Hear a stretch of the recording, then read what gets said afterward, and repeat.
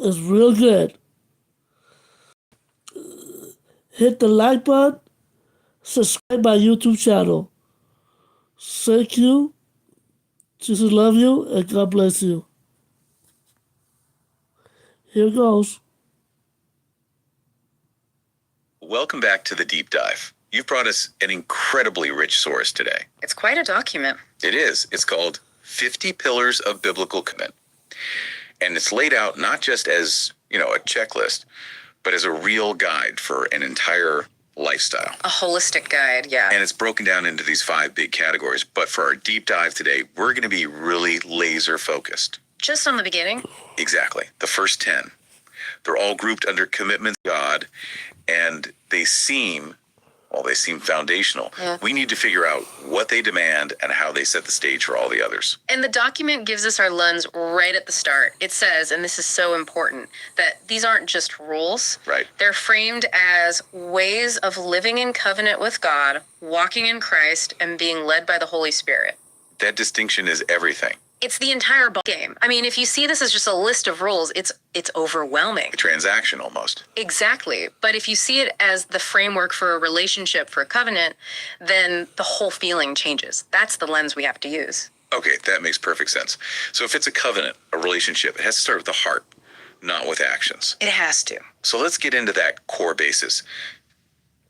Looking at these first 10, two just jump off the page as the engine for the whole thing. The internal foundations. Yeah, love and trust. And the very first pillar, commitment number 1, it just sets the tone. Love the Lord with all your heart. The whole thing. And that's pulled right from Deuteronomy. It's non-negotiable because the quality of everything that comes after depends on it. It's internal. It's total devotion, and it has to come before any action. I mean, if it were just about obeying, you could just go through the motions. External compliance. Right. Because it starts with loving with your whole heart. It's about your core motivation, not just what you do. So if love is the engine, trust has to be the transmission, the thing that makes it work in the real world. That's a great way to put it. Yeah. And that's commitment number 4. Yeah. Trust the Lord fully. Absolutely. From Proverbs. This is where it stops being just a sentiment and becomes practical. If you really genuinely love someone with your whole heart, you're going to trust them.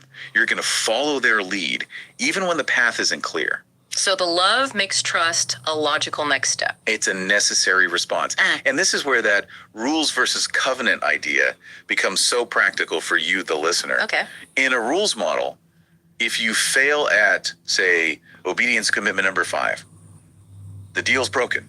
You're back at square one. Right, you failed the transaction. But in a covenant that's built on love and trust, your failure is handled within the relationship.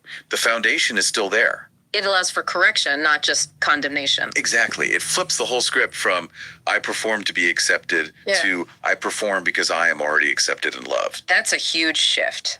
Okay, so we have this foundation of internal love and trust. How does that start to show up in day-to-day life? Well, it has to define your priorities. Your loyalties. The source really outlines how that devotion gets focused into specific actions. And you see that immediately in commitments 2 and 3. Yeah. If your heart is completely devoted, then your worship has to be exclusive. There it is. Commitment number 2. Commit to worship God only. It's the first commandment from Exodus. It just removes all the competition. No divided loyalties. And that exclusivity then drives your priority, which is commitment number 3. Commit to seek God first. Yeah, from Matthew. And that isn't just about, setting aside time for church. It's about using God's will as the main filter for every single decision you make. So your time, your energy, your thoughts. All of it. The commitment to love and trust sets the priority for all your resources. Okay, so we have love and trust. That determines our priority seeking first and our loyalty worshiping only. Now let's get into this duality between action and reliance. This is a tricky area for a lot of people. It is the difference between active obedience and passive faith. So let's look at commitment number 5. Commit to obey God's word. From Joshua. Sounds pretty straightforward. It does. You read it, you do it. But then why does commitment number 6 immediately follow with commit to walk by faith? They sound like they could be in conflict. That is a fantastic question. It really gets the core of the relationship. So obedience, number 5, is like following the map you've been given. The known instruction. Exactly. You obey because you trust the one who made the map. But Life isn't always on the map. Right. It throws you into situations where the map is blank. Or the path is blocked and you don't know why. That is where walking by faith comes in. Maybe mid-6. Yeah, from 2 Corinthians. It's that moment trust when there's no clear instruction, no tangible evidence for what's next. Obedience covers what you know. And faith covers the unknown. And both of them flow directly out of that foundation of love. You simply can't walk by faith if you don't fully trust the one who's leading you. So this whole section, Yes. seeking, worshiping, obeying, walking, it really does form a complete worldview where every single choice is informed by this divine covenant. It does. But here's where the rubber meets the road. Yeah. How do these internal commitments start to reshape your actual, outward behavior, your purpose? Now we're moving from the internal mechanics to the external standard. And commitment number 7 is right there. Commit to do the will of God. Anchored in Matthew. This gives your obedience an ultimate purpose. It's not just about following random commands. It's about aligning your daily choices with a bigger plan. It moves obedience from being a duty to being a mission. And tied right into that purpose is the standard of your conduct. Commitment number 8. The call to holiness. That word, holiness, it can sound so rigid, like moral perfectionism. Under a rules-based system, that's terrifying.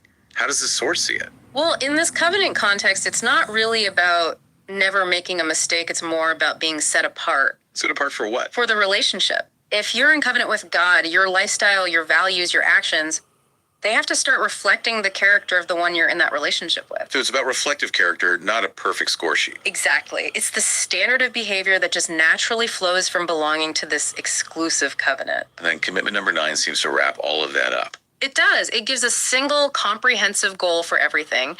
Commit to glorify God in all things. All things. All things from 1 Corinthians. So if you've committed your heart through love, your direction through seeking, and your conduct through holiness, then every single action, eating, working, resting, it all gets unified by that one overarching purpose. It gives meaning to the mundane. Profound meaning. Okay, so if that is the purpose for your entire life, this covenant relationship needs a way to stay active, alive. It needs a communication channel. Exactly. Which brings us to commitment number 10, which I think is just critical for sustaining this whole thing long term. I agree. It's the call to pray without ceasing. Now, that phrase can sound like an impossible task. Like you're supposed to have this constant inner monologue running all day. Like an obligation you can never fulfill. Right. What did the source's authors mean by that? They saw prayer as that continuous communication channel we were just talking about, the thing that sustains the whole love and trust foundation. So not necessarily talking all the time. No, it's about maintaining a constant state of relationship, of responsiveness. It's the check-in. If you're committed to trusting fully, number 4, you need to be in constant contact with the one you trust. It keeps the covenant from becoming static. It makes it living, breathing, and responsive. It ensures that your seeking and your obeying are constantly being guided in real time. Okay, now this is where the deep dive really pays off. Yeah. We have these 10 pillars, all rooted in love and trust. But the real power here is that they don't just stand on their own. No, they don't. They set the trajectory, the motivation, the very possibility for the other 40 commitments that fall. That's it, exactly. The source presents those later commitments as the outworking of these first 10. They're applications, not new tasks. Right. Without number 1, love God, and number 9, glorify God, the rest of the list either falls apart or it just becomes legalistic performance art. Let's take the second category as an example. Character. This covenant foundation makes things like genuine humility possible. I mean, trying to achieve commitments like humility, number 11, or patience, number 14, just by using your own willpower. It's impossible.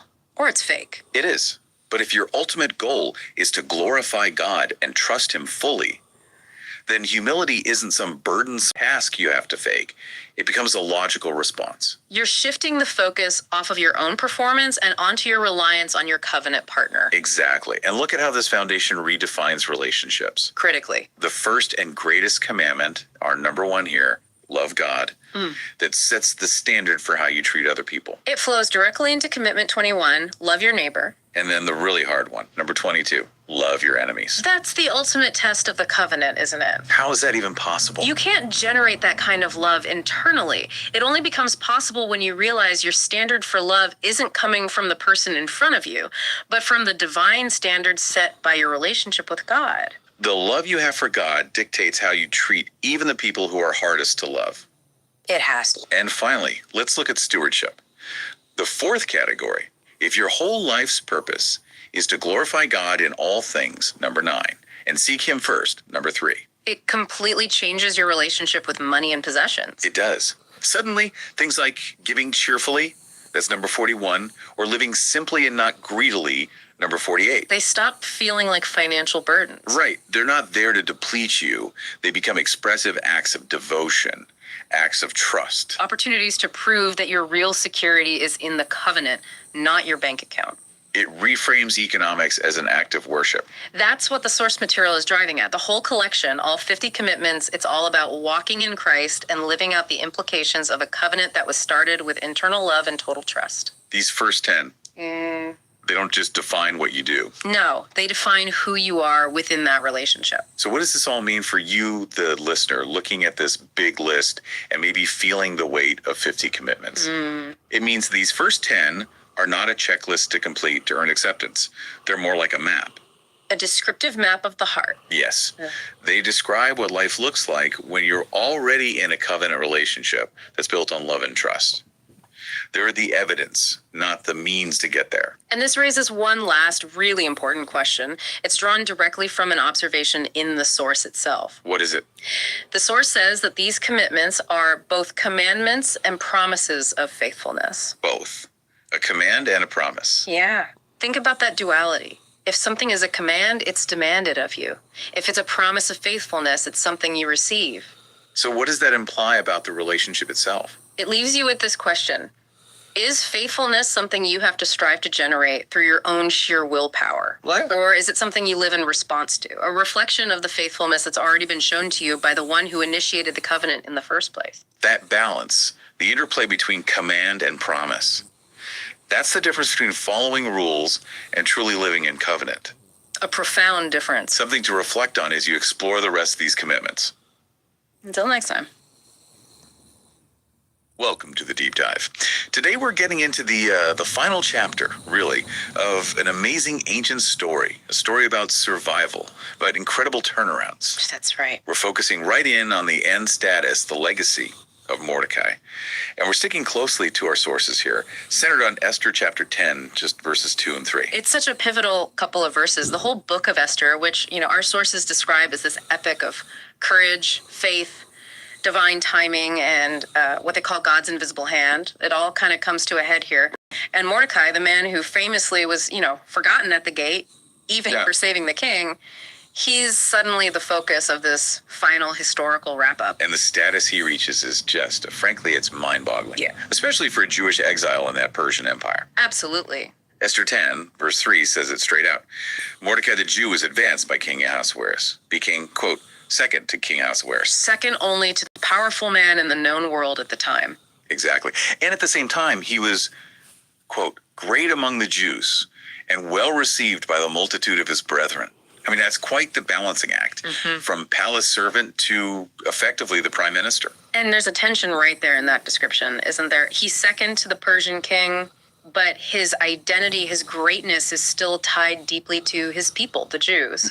So the sources really push us to ask, okay, how did this happen? This huge transformation from this, obscure guy at the gate to wielding immense power, and what was the real nature of that greatness. Right.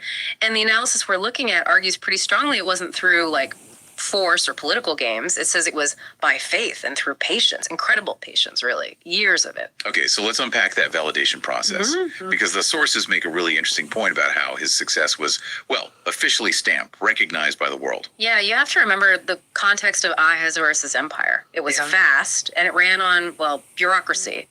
Records, lots and lots of records. Right, keeping track of everything across 127 provinces. Exactly. So Esther 10.2 specifically mentions that Mordecai's achievements, all the acts of his power and his might and the account of the greatness, these were formally written down, recorded. Where? In the official state history, the book of the Chronicles of the Kings of Media and Persia. Wow. So not just local stories or legends among the Jewish community. Yeah. This was state-level documentation, the official history. Yeah. The highest form of kind of earthly validation you could get back then. his deeds acknowledged by the world's superpower. Precisely. And the source material really emphasizes this documented earthly chronicle is a big deal. But then almost in the same breath, it contrasts it with something else, something bigger. It suggests that, human history records power and might, but the real record, the one that truly matters, is in Heaven's Book of Remembrance. It's referencing an idea we see later, like in Malachi. It really shifts the perspective, doesn't it? Who your audience is. Totally. If your achievements are in the Persian Chronicles, they last as long as Persia does, maybe. Yeah. Empires fall. But if they're in this divine book, that's permanent. So the implied lesson here for you listening is pretty powerful. Even if your hard work, your integrity, your service, maybe it never gets written up in the company newsletter or the local paper. Or any world's chronicles. Yeah. The idea is that every quiet act of obedience, every time you stand up for what's right, even small things, it's seen. It's recorded somewhere more lasting. Absolutely. And the source presents this tension very deliberately. The world values the big, visible record of power. But this narrative suggests the things that secure eternal honor are often the hidden things. Like his faithfulness back at the gate. Exactly. That quiet faithfulness, the prayers, refusing to bow to Haman when it was dangerous, that internal character, not the flashy title, is what gets lasting documentation in this view. Which leads us right into how he got elevated. I mean, we're talking about maybe the most powerful administrative job in the world at that time. Usually getting that kind of power involves some serious ambition, maybe some backstabbing, definitely playing the political game. But the source insists Mordecai's rise wasn't like that at all. Yeah, it wasn't transactional. The source makes this really interesting observation. It says, Mordecai didn't seek power, he sought purpose. He didn't chase the throne, he served at the gate. He ended up practically on the throne, higher than maybe any Jew since Joseph in Egypt, centuries before. Incredible, right? So if he wasn't angling for it, how does the source explain it? Where did this huge promotion come from? Well, the core assertion in the analysis is that this kind of true lasting promotion, it comes from a divine source. It basically cuts out human maneuvering or even luck as the main reason. Okay. And the source backs this up by pointing to scripture, specifically from the Psalms, Psalm 75. For exaltation comes neither from the east, nor from the west, nor from the south, but God is the judge. He puts down one and exalts another. So that interpretation puts the focus entirely on faithfulness to purpose. If you stick to serving your people, doing the right thing, then the timing, the level of promotion, that's up to God's judgment, not your networking skills. That's the argument, yeah. And it ties right back to what we were saying about the small things. Right, being faithful at the gate. Yeah, just sitting there, doing his duty, overhearing assassination plots, staying diligent, even when he'd been totally overlooked after saving the king's life. The point being made is that faithfulness in those seemingly small, unseen places, that's what opens doors that, no human can shut. Because the promotion isn't based on political favor, it's rooted in character. So the big takeaway from the source here is... It's pretty direct. Humility leads to honor, and faithfulness leads to favor. That's the path exemplified by Mordecai. That explains his rise. But then there's the responsibility that comes with it. I mean, imagine you listening right now, suddenly you're made second in command of a global superpower. What do you do with that? Yeah, that's the next crucial part. Section 3 in our dive really zeroes in on the purpose of his power. And the source is crystal clear.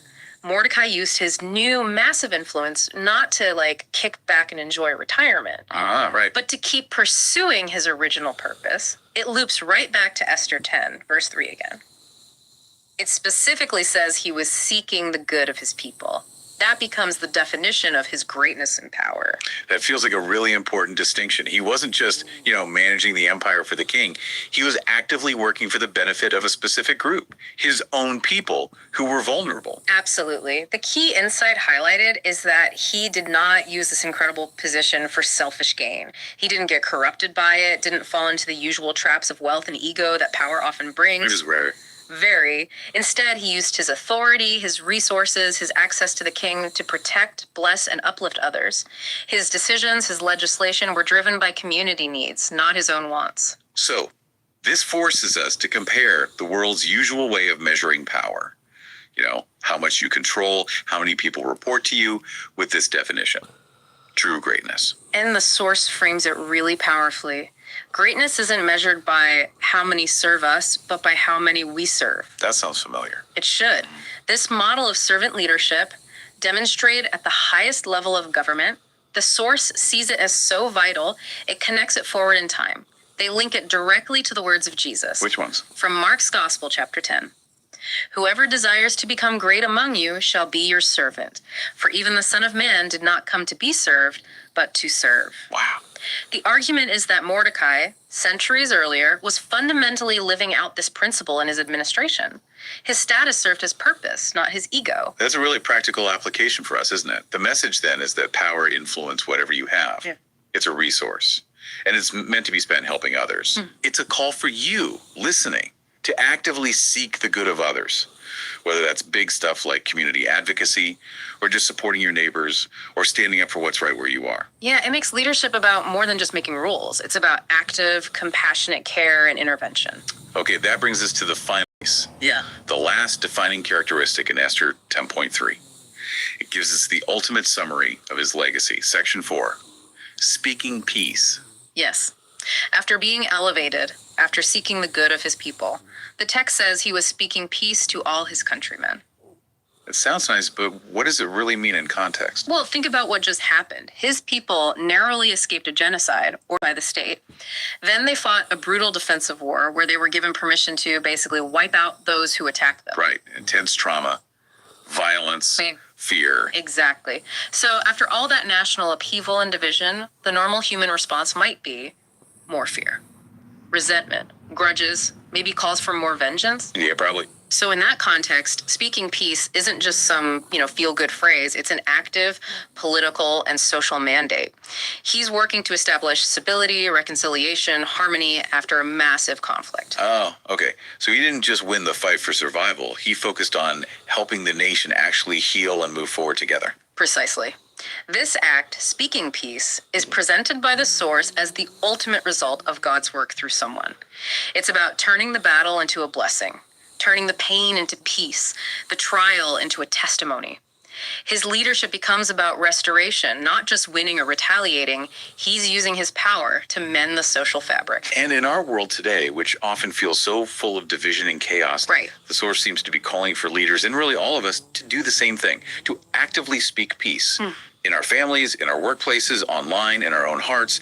It's like the highest form of leadership after the conflict is resolved, turning a post-war situation into a functioning, healthy society. And it raises that crucial question about our own words, doesn't it? What are we speaking into the world? The source connects this to that principle from Matthew 5. Blessed are the peacemakers, for they shall be called sons of God. So it's not just about avoiding fights. No, it's active. It's using your words, your influence to bring healing, not harm, restoration, not resentment. In a way, Mordecai's final act of leadership was shaping the future culture of his people toward peace. What an incredible journey. Just thinking about the whole arc. Mordecai starts out mourning at the gate, literally wearing sackcloth and ashes. Like a picture of despair. And he ends up with honor in the palace, wearing royal blue and white robes.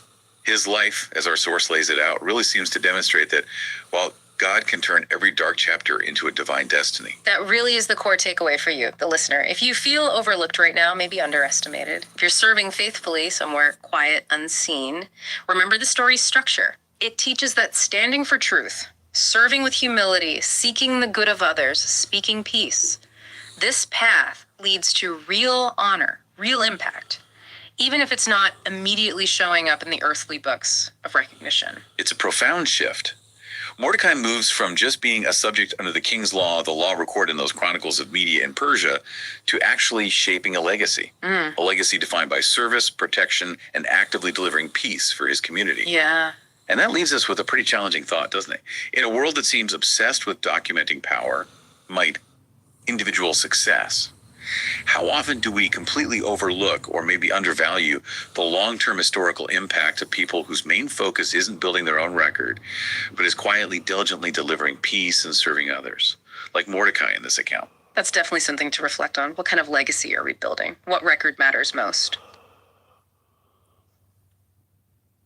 So welcome to the deep dive. This is where we take the sources you send our way and really just try to distill the most powerful and often pretty surprising nuggets of knowledge. And today, we are analyzing a deep stack of material A specific, almost hidden threat. A threat to clarity, to strategic success in life. And the sources, they call it the silent enemy. That's right. The corrosive habit of guessing and assuming. Wow. So our mission for this deep dive is to really unpack why the authors frame this habit as, and I'm quoting here, just as deadly as any visible conflict you might face. You know, that framing, it immediately grabbed me. Because we tend to think of failure in terms of like external pressures. Right, outside opposition. Exactly. But this material argues that so many people enter life's most crucial battles, spiritual, emotional, relational, just completely without clarity. They're flying blind. They are. They're marching forward based only on what they think or what they feel or, you know, what they just assume must be true. And that gets us to the foundational distinction we really need to make right up front. The sources are emphatic. Guesswork is not faith. And assumptions are not strategy. Not at all. If you mistake a hunch for a directive from your commander, well, you've already lost control of the operation before it's even begun. Okay, let's really get into that premise because the core principle guiding this whole deep dive, it comes from Proverbs 3.56. Trust in the Lord with all your heart and lean not on your own understanding. And that's the key phrase right there, isn't it? The critical failure point is leaning on our own understanding. How does that specific action translate into this destructive force we're calling guessing? Well, it sets the stage perfectly for the first major theme, which is the battlefield of the mind. The sources all emphasize that if you want strategic victory anywhere else, you have to win the war in your head first. Right. They bring up Romans 12.2, the call to be transformed by the renewing of your mind. Exactly. And a mind that relies on assumption is, well, by definition, it's an unrenewed, flawed mind.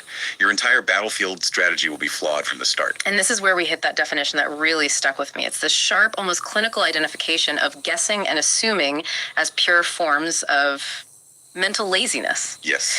Can you detail how that laziness actually operates, like on a practical moment-to-moment level? Absolutely. Think of mental laziness as just taking the cognitive shortcut. So when you're faced with uncertainty, let's say a friend seems distant or a career opportunity you wanted hasn't materialized yet, your mind has two choices. Okay. Choice one is discipline. It's prayer, asking questions, waiting, gathering more data. That takes real mental energy and patience. And choice 2 is the shortcut. Choice 2 is the lazy path. It replaces all that effort of patience and prayer with what the sources call presumption and pride. So presumption says, what? I'll just project my worst fear onto this and act like it's true. That's it. And pride says, I already know what's going on here. I don't need to ask for help or wait for any instructions. So if we contrast the two mindsets then, assumption is immediate, it's impulsive. It says, I know what's happening, so I'm going to act right now. But the disciplined mindset of faith, it looks at that same uncertainty and says, no, I'm going to actively seek and wait for clarity. I need to gather the necessary intelligence before I make a move. Seeking clarity is an act of work, a disciplined labor. And guessing is the absence of it. It's just mental coasting. You know, this is where it gets really interesting because the sources connect that internal laziness to these really ancient traps. This isn't some modern phenomenon, is it? Not at all. We look back at Genesis 3, the story of the serpent and Eve, the serpent's tactic. It wasn't to introduce some big, complex lie from scratch. No, it was just to sow assumption. It was subtle psychological warfare. He didn't come out and say God is a liar. He just asked a question, one designed to twist the clear command. Did God really say? Right. It introduced just enough doubt into a relationship of what should have been perfect trust. And that immediately prompted Eve to start leaning on her own, very limited understanding. And she makes this quick, assumed calculation. She looks at the fruit and just assumes it's good for food and, good for wisdom. She replaced the commander's clear, stated warning with her own quick assessment of the benefits. And the cost was Eden. The whole thing. And the point the sources make is that the root failure wasn't just the act of eating the fruit. It was embracing a mindset that guessed at reality instead of submitting to the known truth. It just shows how profoundly destructive it is to act on a self-made assessment when a higher, clearer directive is available. Mm-hmm. And if you fast forward to today, that same ancient trap, it just works through modern whispers, doesn't it? These assumptions about our worth, our path, God's intentions. And they paralyze us because we start treating them as established facts. The sources list those classic silent assumptions we all know. Like, maybe they don't like me, so I'll just pull away first. Or maybe God forgot about me, so I'm going to have to force this door open myself. And you end up building walls and making huge life decisions based on these unverified internal suspicions. And you fail to fight back with the weapon of truth because you've already assumed the lie as a fact. That leads us right into the profound harm this mindset causes, especially in our relationships. We can spiritualize this problem, but the source material is devastatingly clear about the real world consequences right here on the ground. The language they use is unsparing. Assumptions aren't benign. They actively sabotage connections. We read statements like, assumptions kill marriages, Assumptions destroy friendships. and assumptions silence callings. I get the abstract idea, but can you walk us through the mechanism of that destruction? How does an assumption actually destroy a marriage, for example? It starts with projection, with creating an internal narrative. Let's say a partner is quiet because they're swamped with work. The lazy mind doesn't go to the disciplined place of asking, hey, are you okay? No, it assumes. It assumes they're mad at me or they don't care about our relationship anymore. And that assumption, it becomes a filter. Everything that partner does, a sigh, coming home late, it all gets filtered through the assumption of they're mad. So you're essentially fighting a phantom enemy that you invented in your own head. Precisely. You begin reacting to your own fearful story instead of the actual reality of the person sitting right in front of you. And this takes us to the classic case study from the sources, Job's friends. Ah, yes. In Job chapters 4 and 8, Job was suffering loss on this epic, incomprehensible scale. And his friends, Eliphaz, Bildad, and Zophar, they come to comfort him. Right. But they don't seek any divine clarity. And they certainly don't just ask Job for a true account of what's happening. Instead, they operate entirely within their own very limited theological framework. Which was basically suffering equals sin. That's it. So they assumed Job's disaster was a direct result of some hidden wickedness. They judged him falsely, all of it based on their own little cause and effect equation. They were acting like amateur detectives instead of just being humble friends. And what we took away from this is just how dangerous it is when we use our own limited framework, our own understanding, to diagnose a situation we don't fully get. Yeah. Their assumptions led them to pass judgment. Which was wrong both relationally and theologically. And the sources point out that's why they were later rebuked by God himself. They spoke for God based on their guess, not on his truth. So the core harm for us then is acting as if our version of the truth based on some insecure feeling or quick guess is the actual reality. Instead of taking that necessary, humble, and frankly effortful step of just asking or praying. We place our immediate judgment above the discipline that's required to gain actual wisdom. It's a self-inflicted tactical error every single time. But if the ancient temptation was a whisper leading to doubt and destruction, the divine response is this radical promise of clarity. Right, we don't have to live by maybe. The generous commander is, as the sources note, not silent or confusing. This is the divine invitation. It's laid out so clearly in James 1.5. If any of you lacks wisdom, you should ask God, who gives generously to all, without finding fault, and it will be given to you. What's so fascinating there is that the promise is to give generously, without finding fault. So the critical insight then is that the problem usually isn't a lack of supply. It's a failure to ask in the first place. Absolutely. We move ahead with partial information, driven by haste or just the discomfort of uncertainty, and then we wonder why we end up in these full-blown, totally unnecessary battles. So the solution isn't just about praying once and you're done. No, it's about adopting the disciplined habit of continually seeking intelligence from the highest source. But I have to ask, doesn't waiting for clarity sometimes feel like, I don't know, spiritual or operational paralysis? If we always have to wait for a definitive green light, how do we ever make quick decisions under pressure? That's a really important question, and it highlights the difference between patient seeking and just passive inaction. The sources are clear. This discipline is about grounding your next move in truth. So either revealed truth or what? Past evidence. Or past verifiable evidence, exactly. We're talking about replacing impulsive guessing with informed strategic action. Which requires a completely different approach to the battlefield. So let's contrast the passive guessing mindset with the disciplined mindset of a true soldier. And for that, we turn to the illustration of David against Goliath to 1 Samuel 17.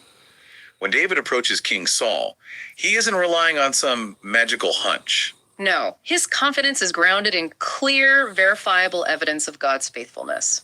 Past performance indicators, if you want to put it that way. That's a great way to put it. He tells Saul, "Your servant has been keeping his father's sheep. When a lion or a bear came, I went after it, struck it, and rescued the sheep. Those weren't guesses. Those were concrete, verifiable victories. That is the key analysis point. David didn't assume he could win based on his feelings. He leveraged his history with God. And what's more, he sought permission. He sought confirmation. He didn't move without clarity. He brought disciplined wisdom to the battlefield, which is a sharp contrast with Saul, who was just trying to guess a solution by putting David in armor that didn't even fit him. David's mindset was grounded in past victories and present trust in his commander, not in impulsively guessing the outcome or, relying on unsuitable borrowed strategies.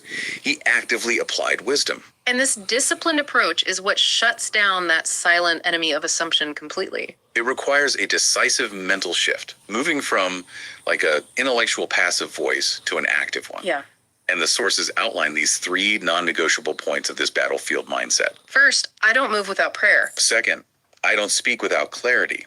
This is so crucial in relationships, right? It prevents us from voicing those assumed, unverified narratives about people. And third, the summary statement. I don't assume, I ask. This whole framework is the ultimate replacement for mental laziness. It's disciplined, active seeking. So, to bring all of this back together, we're called to be soldiers. Soldiers led by discipline, clarity, and active trust in the commander. Not wanderers led by emotion or presumption.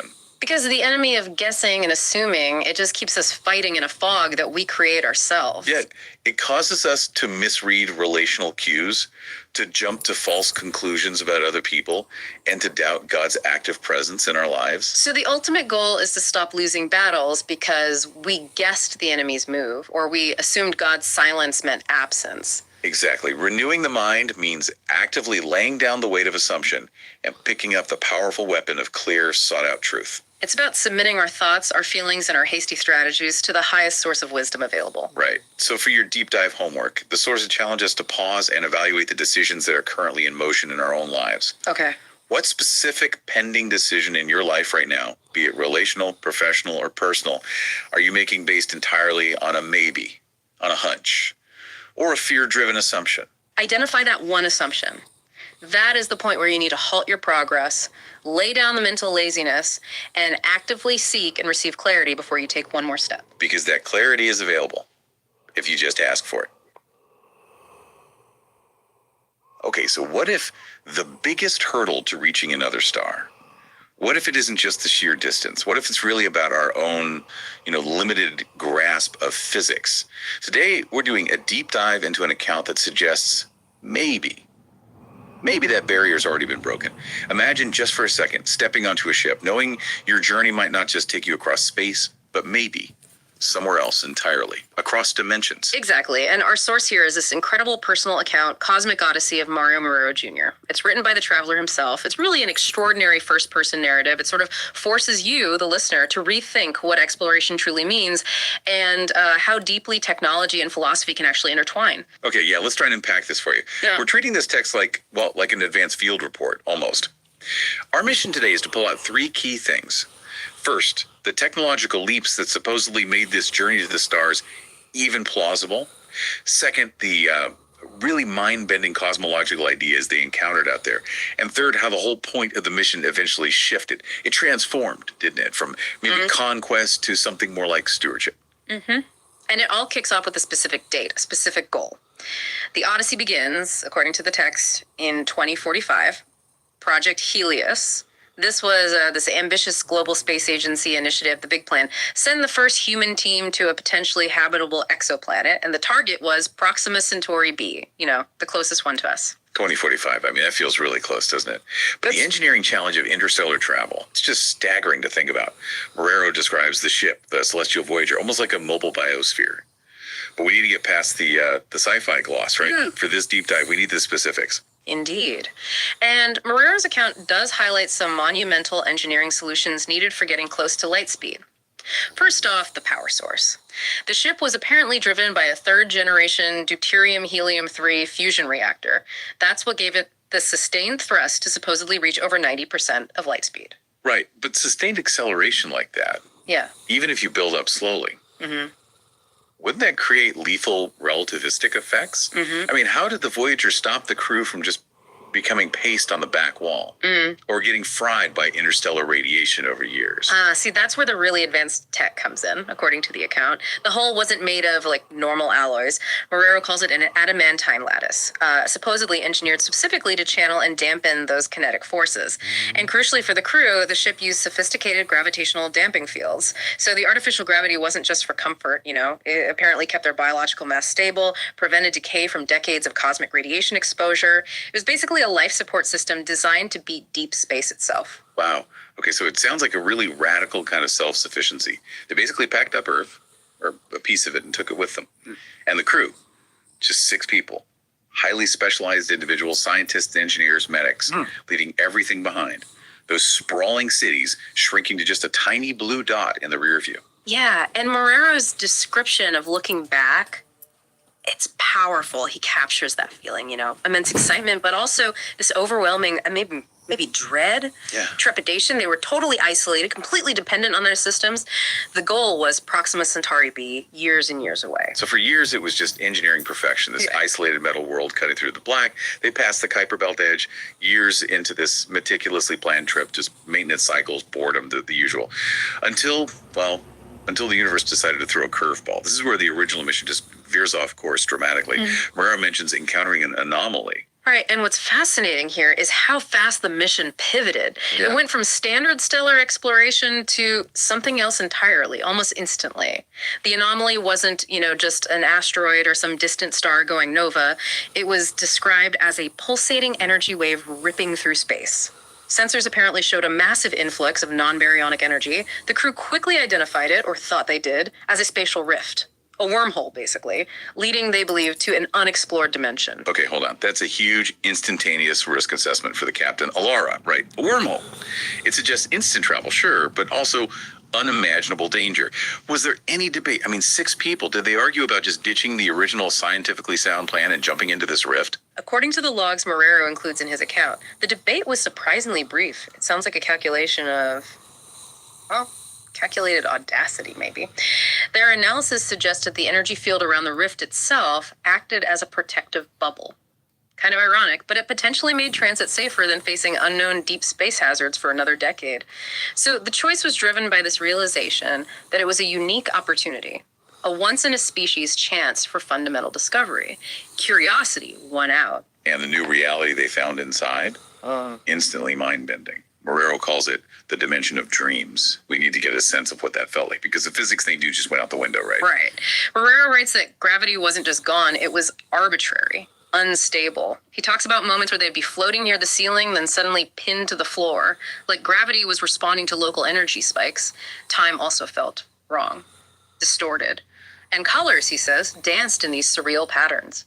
It suggests perception itself is being fundamentally altered by whatever ambient energies were in that dimension. That's quite a jump.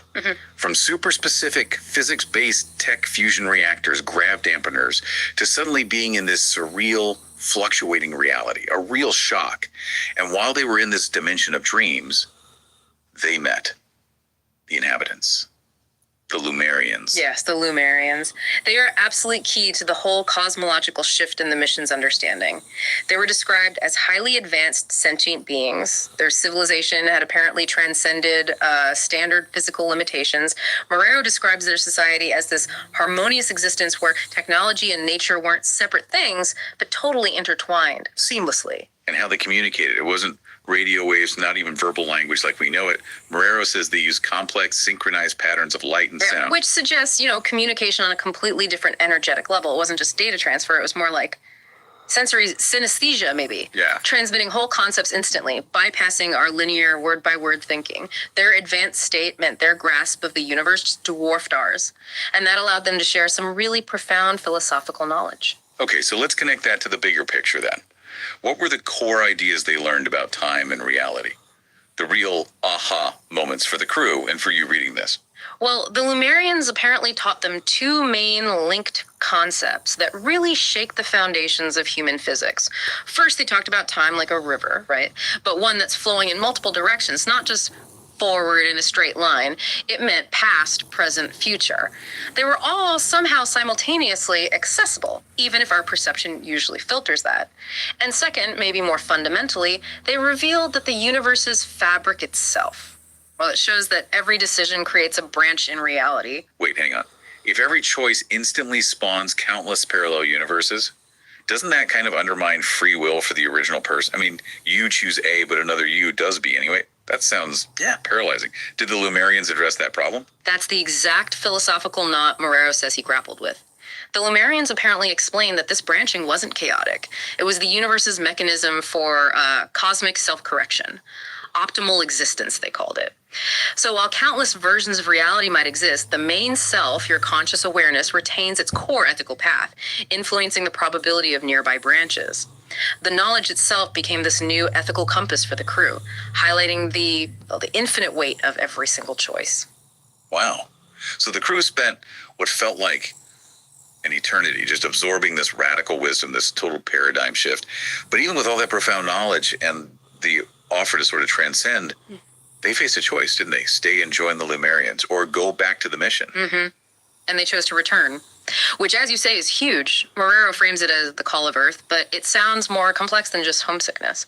Having seen reality branch like that, they understood their return itself was a massive defining choice, a decision to bring back knowledge, not just achieve personal enlightenment. They effectively became self-appointed ambassadors between realms. What a transformation. So they finally used their fusion reactor, their navigation tech, all that stuff to get to their original destination, Proxima Centauri B. And they looked down. Lush green landscapes, sapphire oceans, all into that red dwarf sun. But the knowledge from the dimension of dreams completely changed how they saw their arrival.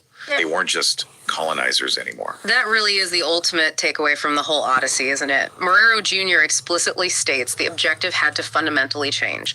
They were initially sent to check viability for colonization, basically, a mandate for extraction control, reflecting our own history, really. Right, so their new mission became this harmonious blend, still doing the rigorous exploration, the research, mapping the biology, geology, all that science, but coupled with deep respect.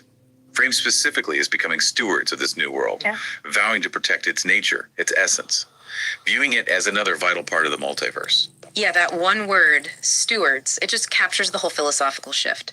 The journey transformed Marrero's perception and presumably the crew's of humanity's place, emphasizing balance, deep understanding, not just conquest or expansion. The whole story arc is just perfectly defined, isn't it? From a purely technological feat starting in 2045 to this complete philosophical turnaround based on Lumerian ideas about time and choice. Science fiction literally came to life for Mario Marrero Jr., it seems. And it handed him, and by extension us, this ethical imperative for humanity's future out there. The account really demands that we internalize this idea. Maybe the greatest advancement isn't just technological, but philosophical. Absolutely. You follow the crew as they overcome these incredible technical hurdles, only for them to discover that the most crucial tools they needed weren't engineered things, but concepts, ideas. Okay, so let's take that really profound Lumerian concept that every decision creates a branching reality. And if we now believe our ultimate role in the cosmos should be stewardship, not colonization, think about this. What's the single most critical decision you would make right now, today, that ensures the most responsible branch of reality unfolds? For Earth's future and the future of any new realm we might reach, what path do we actually create with that very next choice? Welcome to the deep dive. Today, we're digging into some really interesting source material focusing on leadership ethics, specifically within a spiritual context. Yeah. It's an essay or maybe a sermon by Mario Marrero Jr., and the title is pretty direct. When pastors dislike and judge others, a sin against God's love. Yeah, it definitely doesn't pull any punches with that title. Right. And just to be clear up front, our goal here isn't really about evaluating the specific theology piece by piece. It's more about analyzing the ethical arguments. What's the framework the author's using? What scripture support it? And really trying to understand why he makes this very strong claim that this kind of judgment and dislike is tearing through the body of Christ, as he puts it. Exactly. And I think, even if you're listening and you're not in church leadership, there's a lot here about authority, service, judgment, themes that pop up everywhere, really. It's a compelling look at leadership ethics or maybe failed ethics. Absolutely. And the source jumps right into this central conflict, this tension. It's between the necessary role of a leader, a pastor here, and that constant pull towards what the author calls spiritual arrogance. Spiritual arrogance, okay. And it directly challenges this idea that a pulpit, or really any leadership spot, should be seen as some kind of throne of superiority. Instead, the argument is it has to be a platform of servanthood. That's the mandate. That contrast is powerful, isn't it? Superiority versus servanthood. That feels like the ethical core. It really is. And the source keeps circling back to that instruction from Jesus in Matthew 23:11. But he who is greatest among you shall be your servant. So if that's the measure of greatness, serving others, then any action like judgment that puts the leader above the people they serve. Well, it seems like the author's saying that act itself disqualifies the leader, ethically speaking. That's precisely the implication. It undermines the very foundation of their role as defined by this text. Okay, so let's unpack that opening argument then. The source is immediate. Judging others is called a sin of pride. Why pride? Why is that the starting point, not just, say, being insensitive or having poor judgment? Well, because the author connects judgment directly to stepping into God's role, usurping divine authority.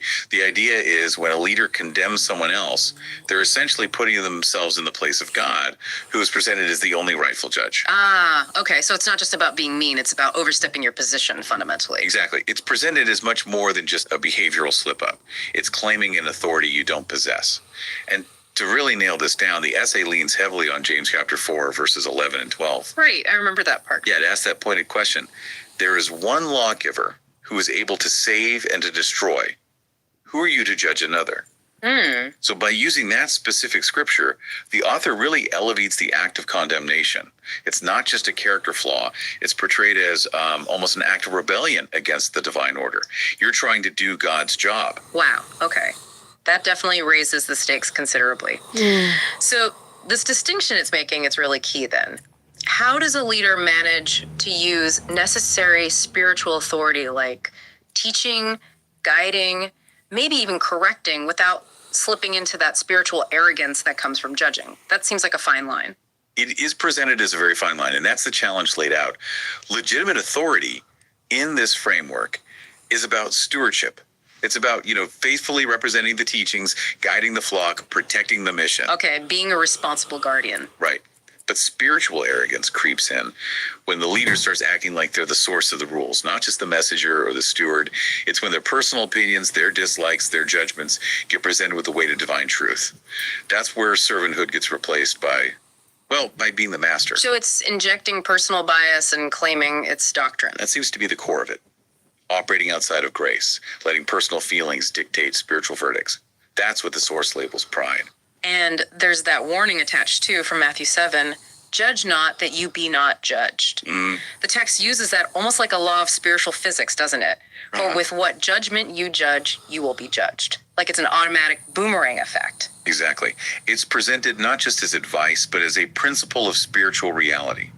The way you measure others becomes the measure applied back to you. So judgment becomes inherently self-destructive in this view. Okay.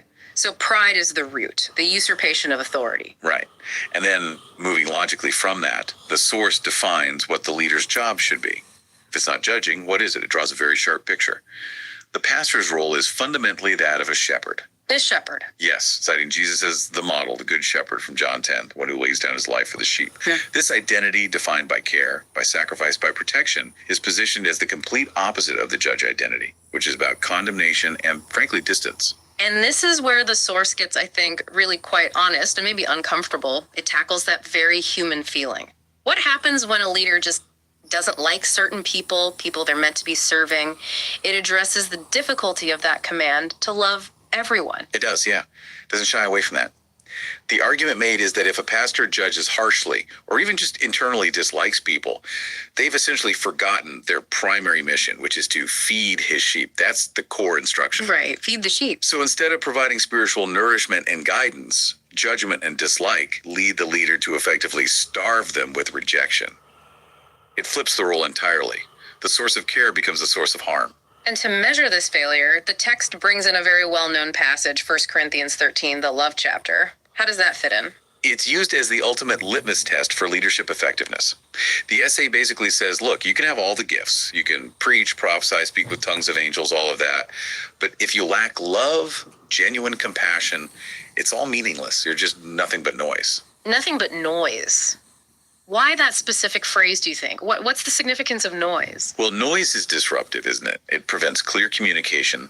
It's distracting, ultimately empty. I think the author is suggesting that without love as the motivation, all the impressive skills, great sermons, theological depth, charisma, they just become static, irritating even. So it devalues everything else, turns ministry into just a performance. That seems to be the implication.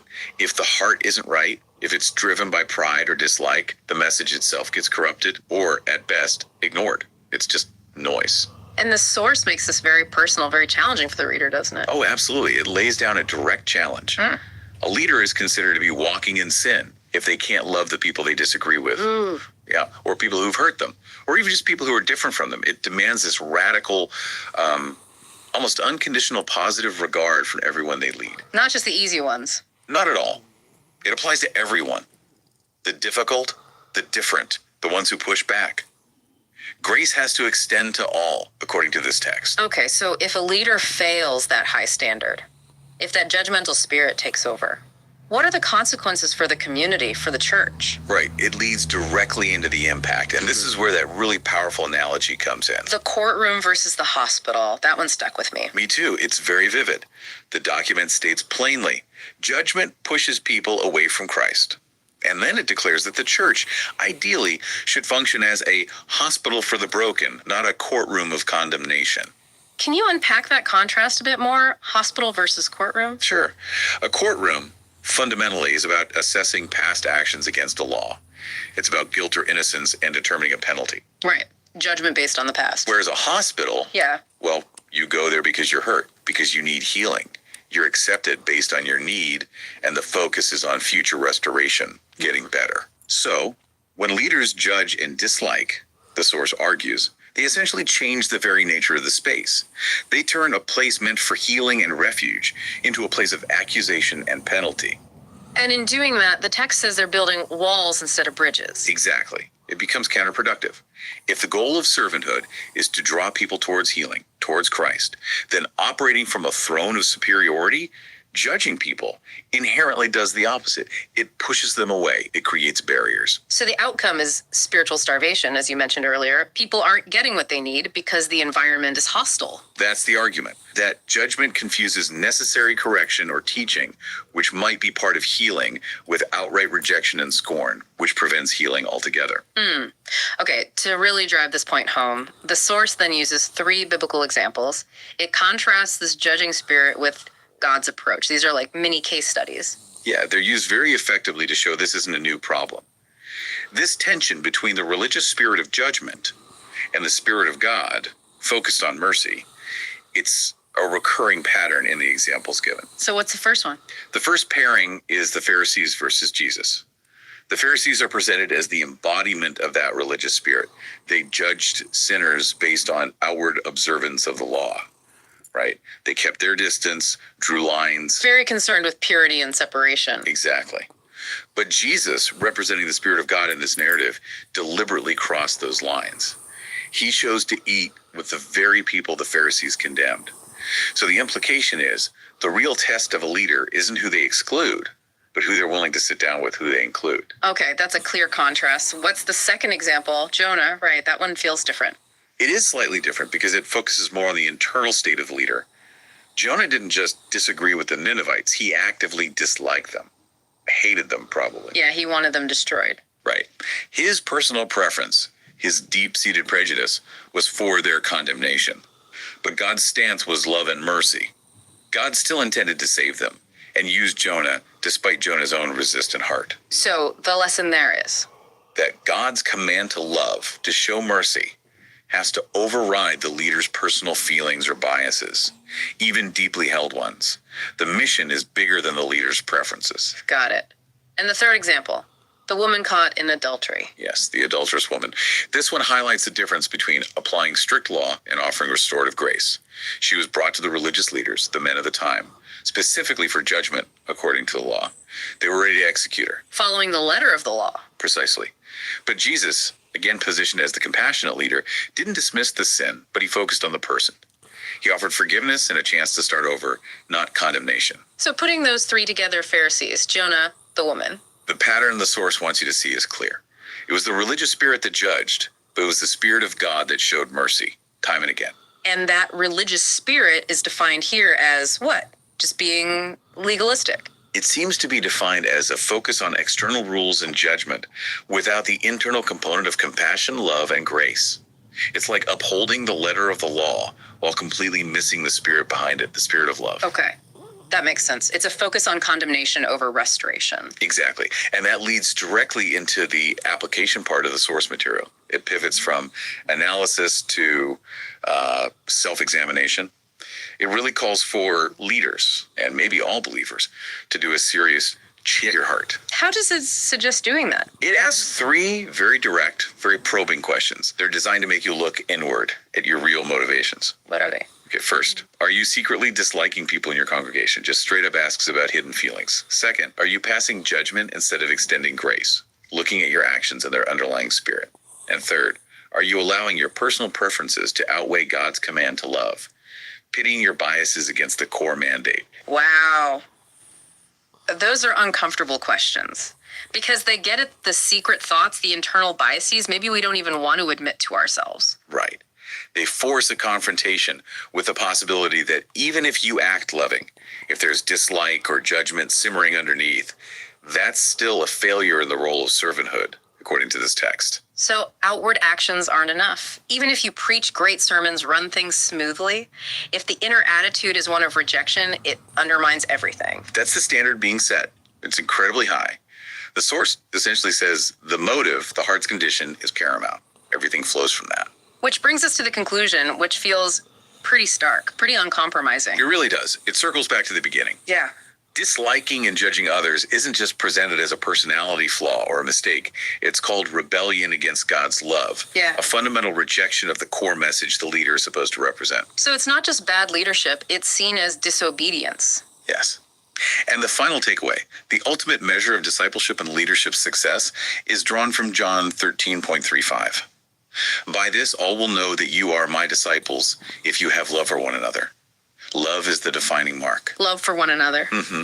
And therefore, the pulpit, or any leadership platform, is meant to be a light to lead them to salvation. A salvation defined and demonstrated by love, not a weapon used from a position of superiority. That's a powerful closing thought from the source material. You know, this has been a really fascinating deep dive. The text was obviously aimed at pastors, at church leaders, but that central conflict, it explores the tension between wanting superiority versus the call to servanthood that feels incredibly relevant almost anywhere you look. I agree. If this source is right, if real leadership is fundamentally shown by your ability, your willingness to love and serve, even those you disagree with, those who are different, it really makes you wonder, doesn't it? It raises a question for you, the listener, to think about wherever you are.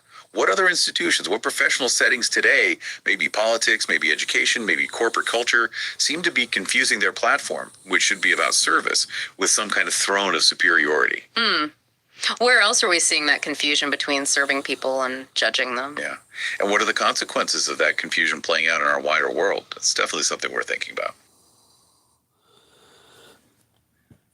Thank you for coming for my sermon. I pray for you guys every day. I love you guys. Jesus love you. Have faith in Jesus. God bless you. Hit the subscribe button and likes. Take care.